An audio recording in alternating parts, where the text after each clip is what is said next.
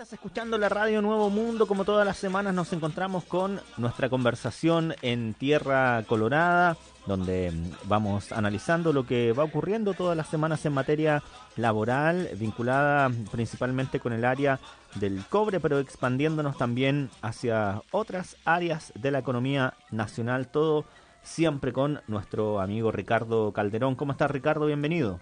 Hola, buenas tardes, Richard, y buenas tardes a todos los auditores y auditoras de Radio Nuevo Mundo. Saludamos a nuestro invitado también que tenemos el día de hoy. Preséntelo usted mismo, Ricardo, a quien nos trajo en esta jornada aquí al estudio de Tierra Colorada. Bueno, estamos en el estudio con el profesor Gonzalo Gutiérrez, ¿ya? Quien tenemos el privilegio de tener acá. No es fácil pillarlo en el país disponible para este tipo de coloquios.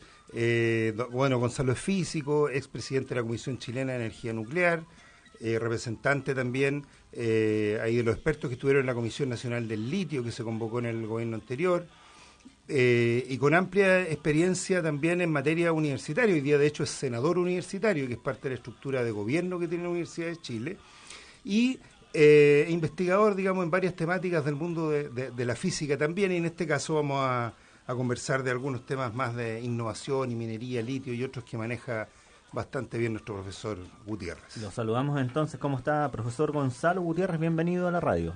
Buenas tardes, muchas gracias por la invitación y bueno, encantado de poder conversar sobre estos temas que son tan importantes para el país. Y que representan un desafío tan grande para nuestro Chile, ¿no? El fin de semana nada más el presidente Piñera daba su cuenta pública. Se mencionaba el tema económico, ¿no? Decía que va a ser un año más difícil que el anterior, mencionaba la guerra comercial de China con Estados Unidos como una clave también del retroceso que están viviendo varias economías. Allí está un poco la respuesta de por qué nuestro país necesita una gran inyección en productividad, en innovación. No podemos seguir siendo tan dependientes, ¿no?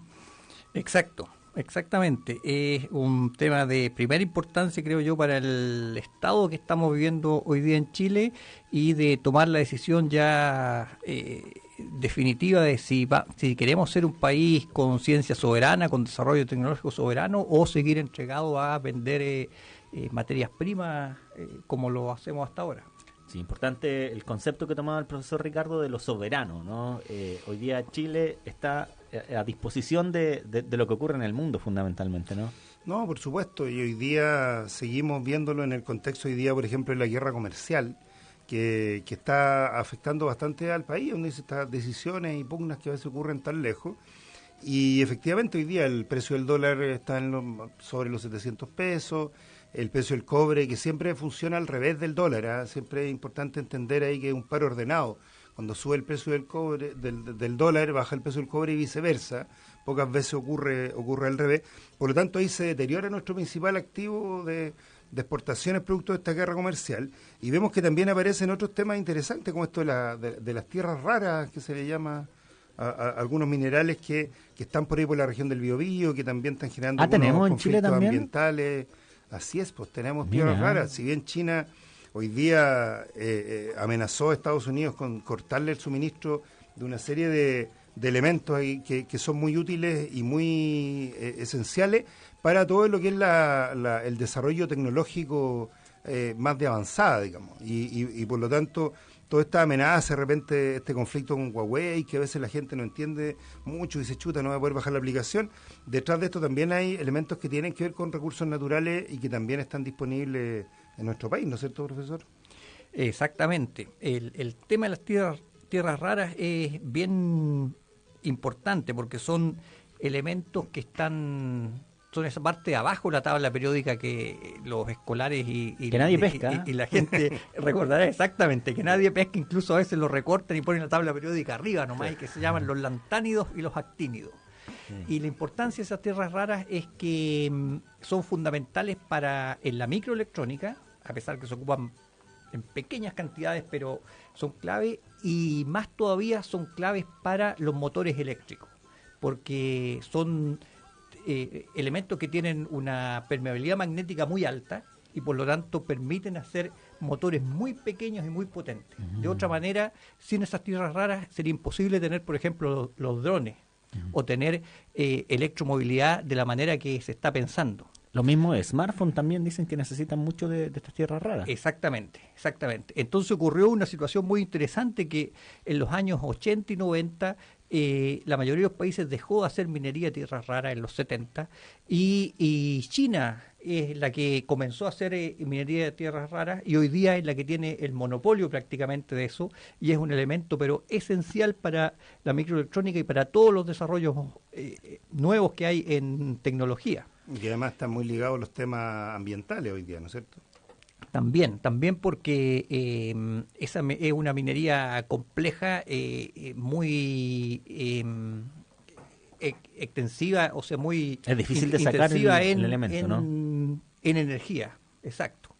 Entonces, hay un gran debate, no es ponerse a hacer minería de un día a otro de tierras raras. Y en Chile efectivamente tenemos, en la región del Biobío se han hecho exploraciones, está en una etapa primaria todavía, pero es posible que haya algunas muy buenas vetas de tierras raras y entonces creo que hay que abrir el debate de qué significaría explotar esas tierras raras y lo principal, cómo quedan esas riquezas para el conjunto del país y no para un grupo de privados que lo vendan como materia prima, sino que cómo podemos hacer tecnología con eso aquí mismo.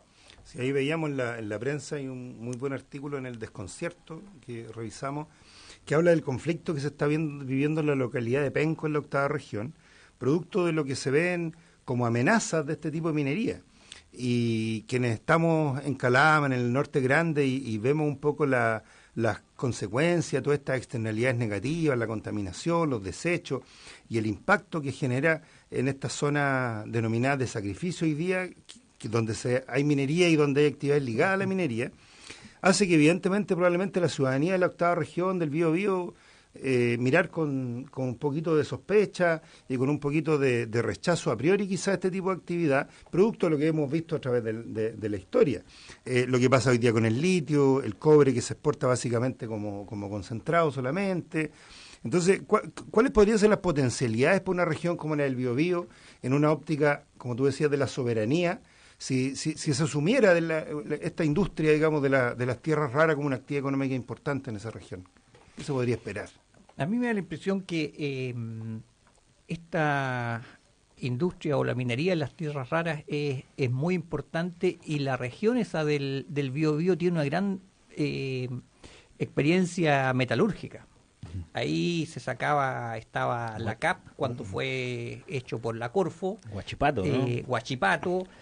De modo que es una región esa es como la región de la metalurgia en Chile. Sí, la Universidad de Concepción. La Universidad de Concepción eran los grandes referentes absolutos en manufactura de hierro, en control del acero. Y tal vez puede darle un segundo aire esto si es que está la voluntad de ponerlo al servicio del país, insisto, porque esto podría ser tratado como un enclave también, en donde se deja solo la externalidad negativa y no se hace participar a la región, ni a los investigadores, ni a los empresarios, ni a los trabajadores de la región. Claro. Exacto. Ese es el peligro. Yo creo que hay que mirar y monitorear muy bien lo que está pasando allí y puede ser una oportunidad invaluable de ponerse en la frontera de la tecnología, porque las tierras raras están en la frontera de la tecnología, y poder producir manufactura con tierras raras, no solo venderlas como un producto de materia prima. Mira, qué importante esa posibilidad que se abre también para la economía nacional en este contexto en que, como lo decía Ricardo, las exigencias de los organismos internacionales a los países a tener economías más limpias llevan a la necesidad de mayor tecnología electrónica, de finalmente tener incluso vehículos. Algunos países están ya poniendo metas de que solo van a vender vehículos eléctricos de aquí al 2030, 2040, lo que abre toda una oportunidad para recursos que tiene nuestro país. Ya en el año 2017 se informaba que la empresa Biolantánido proyectaba explotar 500.000 hectáreas en la región del Biobío. La experiencia de China dicen acá, crítica por los profundos daños ambientales que han provocado estas faenas, lo que también genera preocupación en ciertos espacios de la octava región donde podrían desarrollarse proyectos de las tierras raras. Han habido varios reportajes que han aparecido este fin de semana a propósito de la guerra comercial entre Estados Unidos y China. Y para los chinos las tierras raras, ellos los consideran casi como algunos países son ricos en petróleo, ellos tienen las tierras raras que hoy en día les permiten incluso jugar un nuevo gallito en esta guerra comercial. Exacto. Las tierras raras, como decían antes, son claves porque es el elemento, la materia prima de todos los motores eléctricos. Y hoy día la electromovilidad es lo que está ganando fuerza y por lo tanto es muy curioso esta situación en que Chile podría tener cierto liderazgo si es que nosotros nos metemos y hacemos manufactura de ello.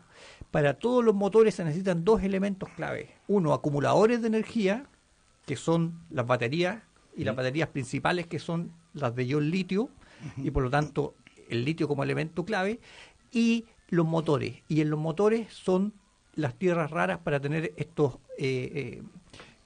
imanes con gran permeabilidad magnética, que son los que entregan las tierras raras. Y por lo tanto se podría producir ahí un círculo virtuoso entre estos dos elementos, si es que existe la voluntad de ponerle inteligencia, ciencia, tecnología y un desarrollo potente de la industria nacional.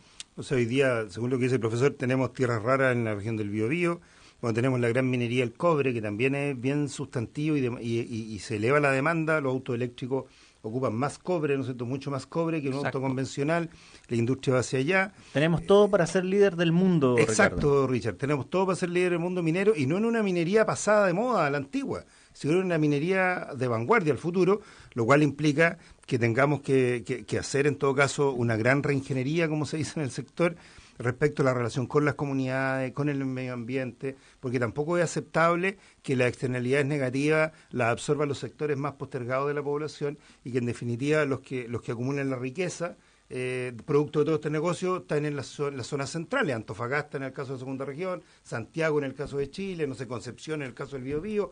O sea, la equidad en el desarrollo sostenible a partir de estos recursos debiera ser un tema de primer orden en esta reflexión de una política en que sea una potencia minera tecnológica, por así decirlo. Absolutamente, pero ese es el desafío, y que no es que yo sea pesimista al respecto, pero la situación que veo actualmente no me permite ser completamente optimista, porque si bien es cierto, por ejemplo, desde el punto de vista de ciencia y tecnología, se creó un Ministerio de Ciencia, Tecnología, Conocimiento e Innovación, el anuncio que se hizo en el discurso presidencial fue prácticamente cero, o sea, seguimos con un 0,38% de presupuesto, que es lo más bajo de la OCDE y de muchos países que quieren ir al desarrollo. Y por otro lado tampoco no hay una voluntad de incorporar a los científicos, hay más de 5.000 ya científicos graduados, de doctores, de incorporarlos en las universidades chilenas, universidades estatales, en los centros de investigación del Estado, en empresas como Codelco, de modo que si no existe esa voluntad, entonces, ¿cómo vamos a poner valor agregado y cómo vamos a poner inteligencia en los productos que queremos? De modo que esa es una cuestión que creo que tenemos que plantear no solo los que trabajamos en ciencia, sino que toda la sociedad civil, de cómo realmente tomamos con seriedad la situación de poder ocupar nuestros recursos naturales. Qué importantes palabras usa el profesor, porque da en un punto clave, ¿no? Es meter inteligencia a nuestras empresas, que hoy en día Codelco está en un debate principalmente centrado en el tema de la productividad, ¿no? Ya lo conversábamos la semana pasada, Ricardo, el tema de las declaraciones del presidente de Codelco, el señor Pizarro, quien decía los peruanos son el doble de productivos que nosotros. Y claro, en esta discusión que tiene harto de picante, ¿dónde está la cuestión de la inteligencia también, del valor agregado? ¿Está metida esos conceptos en esta discusión? Yo lo echo de menos, ¿no? Bueno, sabemos que la principal empresa que tenemos, que es Codelco, en esto tiene restricciones muy significativas producto del tema del financiamiento. Y lamentablemente este gobierno y en la cuenta presidencial, ya que se aludió, el tema de minería, el tema de Codelco, el tema de un modelo de desarrollo que en definitiva se haga cargo de las riquezas que tenemos, las transformemos con inteligencia y con esto generemos un bienestar para el conjunto de la población, es algo que se echa de menos, ¿no? Exacto. Yo creo que un concepto clave es el que tú has tocado ahora, Ricardo, el de modelo de desarrollo. Nosotros tenemos un modelo de desarrollo que de alguna manera no integra y no concibe un desarrollo científico-tecnológico soberano. Y con soberano me refiero a basado en las personas que vivimos aquí y en consonancia con las necesidades que tenemos acá. Incluso en las universidades nosotros vemos que por un lado se producen muy buenos papers y muy buenos científicos, pero de alguna manera los problemas que están abordando, muchos de ellos son apéndices de problemas del primer mundo o del centro y no los problemas de la periferia, como se dice, no los problemas nuestros. Entonces, ese también es un desafío de cómo podemos poner el reconocimiento que se da a los científicos, a los tecnólogos, a las empresas, en función de lo que hacen para el país y no en función de ranking y competencias, sí, claro, etcétera, que no nos corresponden a nosotros. Esa es una cuestión que está muy en el debate hoy día y que tiene que ver con el modelo de desarrollo que tenemos. ¿Y cuál es el estado de la ciencia y de los científicos y las científicas como trabajadores y trabajadoras hoy día en Chile? ¿Cuáles son las condiciones laborales de los científicos? ¿Es realmente un atractivo dedicarse a la ciencia hoy día en Chile? Mira, es una pregunta compleja, porque por un lado yo creo que hay una gran tensión. Por un lado, el desarrollo científico chileno creo yo que es muy bueno en términos individual y en términos de grupo. A primer nivel mundial, tú ves científicos chilenos que publican en las mejores revistas, que son invitados a los mejores congresos, que pueden tener una conversación y un diálogo de tú a tú con científicos y con centros de nivel mundial. Pero por otro, hay una situación que para hacer ciencia y tecnología también se necesita masividad. Y por lo tanto necesitamos incorporar mucha mayor cantidad de gente a la ciencia y tecnología. Y para eso tenemos que tener universidades que los acojan y centros de investigación que los acojan. Uno podría pensar, ¿qué pasa con el centro de litio, investigaciones minero-metalúrgica? El CIM, que lo destruyeron. Una creación de los tiempos de Allende del CIM, ¿no es exactamente, cierto? Exactamente. Y no tenemos aquí centros de metalurgia, no tenemos centros de manufactura de cobre. El Instituto de Salud Pública, que era el Instituto Bacteriológico que hacía vacunas, hoy día se dedica a ver el etiquetado de los remedios. Entonces, vamos al revés. En vez de tener estos institutos del Estado que creen riqueza y que creen conocimiento para nuestro país, se ha destruido eso. ¿Y qué pasa con las universidades estatales? ¿Combaten un poco esta lógica del Estado, ¿no?, que tiene una línea claramente neoliberal, que no apunta a la industrialización, o siguen la línea también de cómo el Estado funciona globalmente? Digo porque las universidades como centros de pensamiento también tienen sus propias dificultades internas de financiamiento, tienen que seguir lógicas de mercado muchas veces, y allí puede que se queden, digamos, con esa pata coja del cuidar e impulsar a sus científicos. ¿Cómo se vive al interior de la universidad esta situación? Exacto, mira, tú ha hecho, creo, un buen cuadro, una buena descripción de lo que ocurre. A mi juicio, hay un punto de inflexión y en eso soy más o menos optimista, que es las dos leyes de educación superior que se dictaron, la ley de universidades y la ley de universidades estatales, que si bien tienen mucho de perfectible, pero tienen la virtud de, por lo menos con las universidades estatales, de crear una red de universidades estatales. de obligar a que tenga que haber una relación entre las universidades estatales, porque nosotros hasta antes vivíamos muy parecido a esa imagen que hace Eduardo Galeano de los dedos, que de cada ciudad salen las cosas hacia los puertos, pero no hay una conexión entre las ciudades en Chile. En las universidades pasaba igual, cada ciudad estaba conectada con los grandes centros del mundo, pero no había conexión entre las distintas universidades, ni siquiera los científicos nos conocíamos porque no hay ningún incentivo para que uno vaya a la Universidad de Atacama o para que alguien de la Universidad de Antofagasta venga a la Universidad de Chile para relacionarnos entre nosotros. Esta ley pone y obliga eso. Yo creo que va a haber un cambio sustancial con eso. Va a haber, la mayoría de las universidades van a tener que cambiar sus estatutos porque muchas universidades, la gran mayoría, está con los estatutos de 1981, o sea, de la dictadura. La USACH ya está viviendo un proceso bien interesante. Está viviendo un proceso, exacto. Entonces, uno puede imaginarse que esos estatutos no están en función de un desarrollo del país, sino que están en función de una universidad profesionalizante, donde los estudiantes son considerados clientes, donde los profesores son como microempresarios y donde la universidad tiene que salir a vender productos al mercado. En circunstancias que la universidad no es eso, la universidad es un centro de desarrollo y de pensamiento. ¿No? Exacto. Y en esa lógica es bien poco viable establecer planes de investigación y desarrollo a largo plazo, con científicos dedicados, ¿no es cierto?, con certeza que van a estar en eso por un periodo importante y no postulando a proyectos para sobrevivir, digamos, cada ciertos años, ¿cierto? Totalmente. Hay un cierto estatus de precariedad también en este mundo que tiene un gran estatus desde el punto de vista de la formación académica, ¿no es cierto?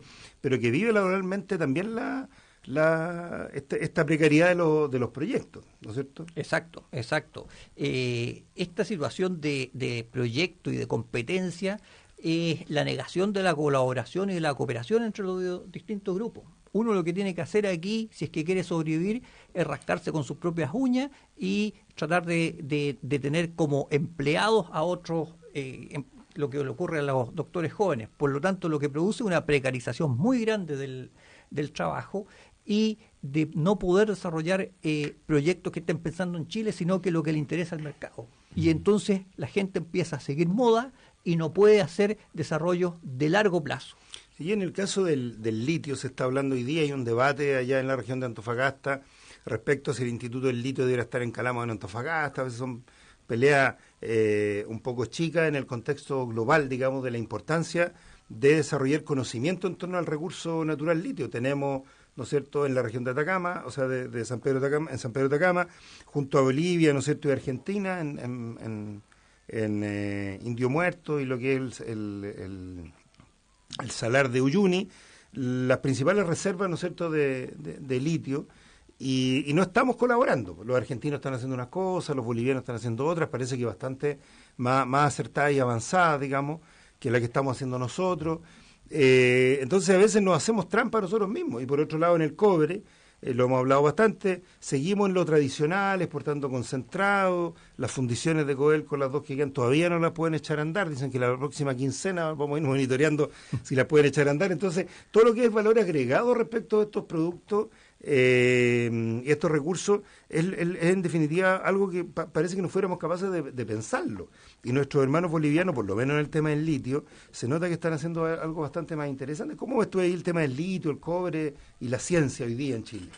Sí, mira, el tema del litio es bien paradigmático respecto de este modelo de desarrollo del país. El litio, como todos saben, creo, es un producto que ha subido exponencialmente el precio en los últimos años y su importancia, porque el litio tiene que ver con la electromovilidad, porque es donde se pueden hacer las baterías, no solo para automóviles, sino que para todos los aparatos pequeños como smartphones, teléfonos inteligentes, computadores, y también para automóviles y también para la red eléctrica, como se mostró en Australia, donde se hizo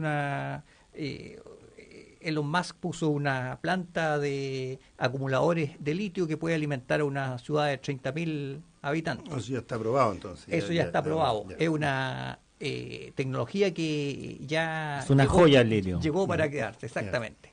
Y nosotros tenemos, como se decía aquí, las mayores reservas de litio del mundo que están en salares.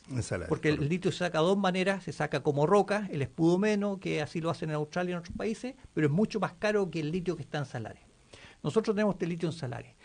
Y Chile tiene la oportunidad única de poder poner ese litio al servicio del desarrollo del país. ¿A qué me refiero con eso? Hoy día en el Salar de Atacama lo explotan dos empresas privadas. Una es SQM y la otra es Albemarle, una empresa norteamericana. SQM es una empresa que ya la conocemos, corrompió la política, una empresa que no tiene ningún interés en el desarrollo científico y tecnológico. Claro. Y su dueño se convirtió en uno de los 3 personajes más millonarios de este país. Exactamente. Y no respetan tampoco ni el medio ambiente ni las comunidades. Por lo tanto, Chile tiene, y el Estado lo puede hacer, debería expropiar el salar y las instalaciones del salar, porque hay que recordar una cosa: el litio es no concesible en Chile. Luego, allí no existen las concesiones plenas como en la otra minería, como en el caso del cobre. Claro. De modo que hacerse de esas instalaciones es muy fácil para Chile y hay razones fundadas. Los abogados Brión y Bocelán han hecho una exposición muy clara de por qué Chile podría tomar eso el Estado. ¿En ese sentido le parece errada la decisión del gobierno anterior, que recordemos a través del señor Vitrán, nuevamente renovó la concesión para SQM en cerca de una década? Exactamente. Nosotros, yo en particular, fui muy crítico de eso, escribimos varias columnas, participamos con el movimiento Litio para Chile en una crítica profunda a eso. Muchos parlamentarios también así lo hicieron. Correcto. De hecho, hay una comisión investigadora hoy día. Hay una comisión investigadora porque no había ninguna razón para alargar el arriendo y el permiso para explotar litio de SQM. Lo que debería haberse hecho es haber terminado con eso y que haya pasado a una empresa nacional. ¿Y por qué eso es conveniente? Porque se demostró que hay muchas empresas grandes interesadas, Sony, Mitsubishi, Toyota, que les interesa a ellos tener un proveedor de largo plazo. Y si tienen un proveedor de litio a largo plazo, se meten de lleno en la electromovilidad y podrían hacer varias partes de baterías e incluso baterías y otros incluso partes de los automóviles aquí en Chile. O sea, sería una gran alianza entre Chile y tremendas marcas del mundo. Absolutamente, absolutamente. Lo que nos perdemos. Y eso nos estamos perdiendo hoy día. O sea, podríamos hacer así una especie como de Silicon Valley del litio. Eso es lo y que desarrollar proveedor, inteligencia, estudio. Totalmente. Y además en una región, digamos, como la región de Antofagasta, que hoy día tiene alto desempleo, tiene altas dificultades, sería un tremendo potencial eso. Exactamente. ¿Y por qué no lo estamos aprovechando esto, profesor?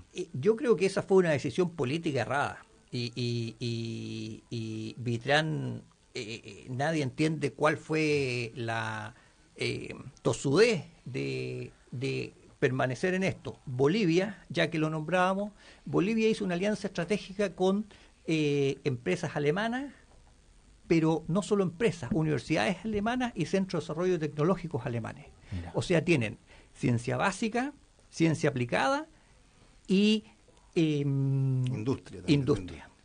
Tremendo. Con el Max Planck, con Fraunhofer y con industrias como Siemens. Y nosotros, esos son los que están empezando a explotar el litio para producir baterías allí. Por eso es que se ve que Bolivia no vende carbonato litio ni cloruro litio, se dice porque no les interesa vender eso, van a vender batería y van a vender elementos de batería. Cómo nos sacan cuerpos de ventajas tremendos. Totalmente. Los defensores, yo leía ciertas opiniones en ese tiempo cuando ocurrió esa noticia, decían no se puede hacer así tan a la rápida el cambio que el Estado pase a apropiarse de esa explotación porque no tenemos los recursos y el conocimiento que sí ha acumulado SQM como empresa privada. ¿Es tan cierto aquello? Es cierto por un lado lo siguiente, que el conocimiento sobre el litio hoy día, por la manera en que lo han desarrollado, lo tienen las empresas. Ellos no entregan ese conocimiento.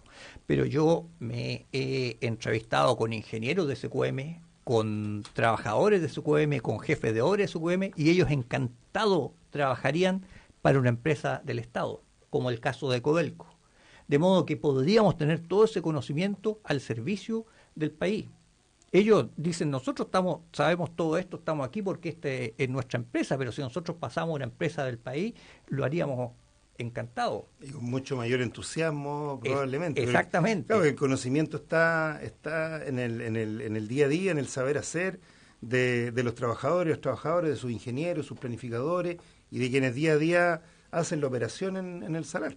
Claro. Así que por lo tanto, claro, seríamos capaces como país de hacernos cargo de esto, indudablemente, ¿no? Sí, sí. Fuimos capaces con la minería del cobre, que Exactamente. se fueron los gringos, sellaron los ingenieros, sellaron los planos. Ahí en Chuquicamata de cuenta que los gringos se llevaron los planos, así para generar más dificultades, más boicot. Y tuvimos que aprender. Hubo que aprender, y allí me tocó conocer a mis ingenieros jóvenes que estaban haciendo la práctica y tuvieron que hacerse cargo de procesos muy complejos. Y así nacionalizamos el cobre, y una experiencia exitosa, digamos, que debiéramos conocerla más, conocer más historia también. El presidente llama a veces a la oposición a ser más patriota. Patriota, claro, esto es parte de ser patriota. Esto es parte de expropiar SQM es patriotismo, por supuesto, deberíamos ser más patriotas en este sentido. Totalmente, y efectivamente la minería del cobre es, no sé, 10, 100 veces más compleja que lo que hay en el litio. En el litio, de modo que eso Chile puede hacerse cargo sin duda, y el desafío ahí es entonces entrar en la manufactura del litio, hacer pastas, hacer cátodos de batería, hacer batería, ¿por qué no otros elementos que tienen que ver con todo el desarrollo de los químicos del litio? Bueno, pero al contrario de eso, en lugar de Chile estar desarrollando todo esto, China ya se está, digamos, metiendo con todos nuestros propios recursos, ¿no? La minera china Tianqi, recordemos, concretó en Chile su ingreso al gigante del litio SQM. ¿Qué indican este tipo de operaciones? Que ahora la gigante economía china está controlando también en parte SQM en el contexto nacional. Sí, yo creo que eso es preocupante porque Tianqi es una empresa que tiene alianza con Albemarle en Australia, que es la competencia aquí en Chile de SQM. Y por supuesto, entonces ellos, controlando gran parte del mercado del litio, quieren controlar también a la competencia que es SQM, y se meten en el mercado chileno. Y eso es tal vez van a crear en el futuro un monopolio parecido al que tienen con las tierras raras. Y lo triste para Chile es que esa parte que compró Tianqi la podría haber comprado también el Estado chileno, y el Estado chileno podría haber comprado el resto. Entonces la pregunta es, ¿de qué patriotismo estamos hablando? Esto es, nosotros cuando estuvimos en la Comisión Nacional del Litio escuchamos a distintos actores, gente de las empresas, gente de las universidades, incluso las Fuerzas Armadas. Y los acuerdos que sacó la Comisión Nacional del Litio fue acuerdo distinto a otras comisiones de expertos, absolutamente por unanimidad. Y ahí se llegó a la unanimidad de que el litio debía estar completamente en manos del Estado chileno, debía crearse una empresa nacional del litio y una especie de Codelco del litio, claro, y una especie también de Cochilco del litio, un centro de estudios del litio que viera inteligencia de mercado, que viera la parte tecnológica, y todo esto en conexión con los institutos de investigación y las universidades. Pero eso se comenzó al final del gobierno de la presidenta Bachelet, se hizo un comité Corfo de minería no metálica, pero este gobierno borró con el codo lo que se había escrito con la mano, borraron el comité de minería no metálica, cuyo trabajo ya estaba siendo muy bueno, viendo las líneas base de los salares, viendo la situación de las comunidades, viendo la cuestión de cómo ponerle valor agregado, viendo algunas prospecciones con empresas extranjeras en combinación con el país, pero eso no existe nada. Entonces, cuando hablamos de desarrollo del país y de industrialización, eso es industrialización en los hechos, y no lo tenemos. Es bien paradójica esta derecha patriota que se arranca vestidura con el simbolismo formal, ¿no es cierto?, del país, pero en este tipo de temas que son tan significativos, donde está efectivamente nuestra riqueza, nuestro valor como patria, lo entregamos como dulces, digamos, y hacemos tratados comerciales, y ahora vamos a firmar el TPP, que le va a dar más poder a las empresas para demandar al Estado si es que le cambia las reglas del juego. Entonces nos estamos poniendo una camisa de fuerza que impide la soberanía, y después ¿qué le vamos a explicar a nuestros nietos, a nuestros hijos de lo que estamos haciendo? Lo que no me explico es por dónde las autoridades políticas, fundamentalmente este gobierno, ¿no?, que le gusta tanto la idea de prometer el desarrollo, por dónde se va a alcanzar ese desarrollo, ¿no?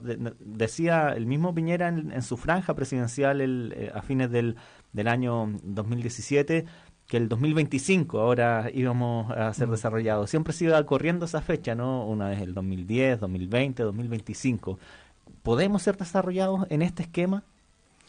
Yo pienso que en este esquema, en este modelo de desarrollo neoliberal que considera al país como un vendedor y un aportador solo de materias primas, es bien difícil ser desarrollado. Porque si uno ve, por ejemplo, los grandes ejemplos que ponen los tigres asiáticos u otros, ellos hicieron un desarrollo autónomo y soberano muy fuerte de su ciencia, de su tecnología y de su industria. Y eso aquí en Chile no lo vemos. Aquí en Chile se habla de innovadores, se habla de darle presencia a ciertos emprendimientos, claro, sí. Pero esos emprendimientos quedan ahogados porque no tienen una base, entorno, claro. Un entorno donde poder desarrollarse. Entonces, es bien penoso lo que se le ofrece a los jóvenes. Y por otro lado, los que podrían poner inteligencia y un salto al desarrollo, que hoy día eso significa meterse en ciencia, meterse en tecnología, meterse en los temas nuevos de conocimiento, no lo tienen, porque tenemos estos, como les decía, estos más de 5.000 doctores, y hay agrupaciones de jóvenes postdoctorados, jóvenes doctorados, alegando que no tienen trabajo y que no están en ninguna o que el trabajo que tienen es muy precario. Es muy precario. Y las empresas estatales que de recursos naturales que deberían tener algún foco en esto, tampoco lo están teniendo. Se nos va a acabar el tiempo, pero se aprobó un impuesto específico a la minería. Eso era un fondo, ¿no es cierto?, que creo que es del orden de $50 millones al año, no sé si está por ahí. Y eso se supone que iba a ser para desarrollar proyectos de investigación, un poco en esa dirección, y ese fue el pacto para extender condiciones tributarias de las mineras transnacionales por varios años más, digamos. Ya eso se aprobó en el Parlamento. ¿Ese fondo se está ocupando? ¿Por qué no estamos dinamizando, digamos, todo ese mercado de investigadores jóvenes con esta plata del impuesto específico? Mira, ese fondo ocurre similar al acuerdo Estevitran, que uno esté de acuerdo o no. Al final ese acuerdo entrega $12 millones al año para hacer investigación. Pero lo que uno pensaba que iba a ser un clúster de investigación de verdad, que al comienzo tú nombrabas que bueno que esté en Calama, en Antofagasta, lo que va a hacer, por las bases de licitación que puso Corfo, es un conjunto de empresas que van a hacer negocios u otras cuestiones, pero sin bases reales de una ciencia básica que pueda darle profundidad y dinamismo de aquí a 20, 30 años a la industria nacional. Entonces, si se hacen esas cosas, eso son voladeros de luces o burbujas que después revientan y desaparecen. Sí, y es un poco lo que ha pasado también con el fondo del impuesto específico de la minería. Nosotros tuvimos un proyecto, por ejemplo, con Codelco, de caracterizar los cátodos de cobre, caracterización mecánica. Yeah. O sea, Chile está vendiendo cátodos de cobre, pero no sabe cuáles son las propiedades mecánicas de eso. Es como vender un producto, no sé, una sandía y no saber qué cosa es, qué tipo de sandía, la calidad, nada. Entonces, ¿cómo vas a ir a competir al mundo con eso? Se pierden millones de dólares. Por tiene que ver con la descomoditización del cobre, de que hay premios, hay diferencia, hay especialización. Exactamente, claro, hay cátodos grado A, B, C, y Chile no puede ni siquiera decir qué grado el que vende porque no conoce sus propiedades Sí. mecánicas. Son los desafíos que tiene todavía nuestro país. Aprendimos muchísimo el día de hoy gracias al profesor Gonzalo Gutiérrez, académico de la Universidad de Chile, senador universitario también. Ha sido un placer, profesor, tenerlo aquí en nuestro estudio. Muchísimas gracias. Gracias a usted, ha sido también un placer para mí poder conversar Se nos fue sobre estos temas. volando Ricardo Calderón. Sí, no podemos terminar sin aludir. Bueno, falleció ayer un compañero trabajador del Teniente, Pedro Enrique Mena Bolvarán, 58 años, socio del sindicato Subelimina. Lamentablemente tampoco podemos decir que tenemos una minería limpia desde el punto de vista de la vida de las personas. Así que las condolencias a su familia y a seguir luchando por más seguridad en la minería en Chile. Gracias, Ricardo.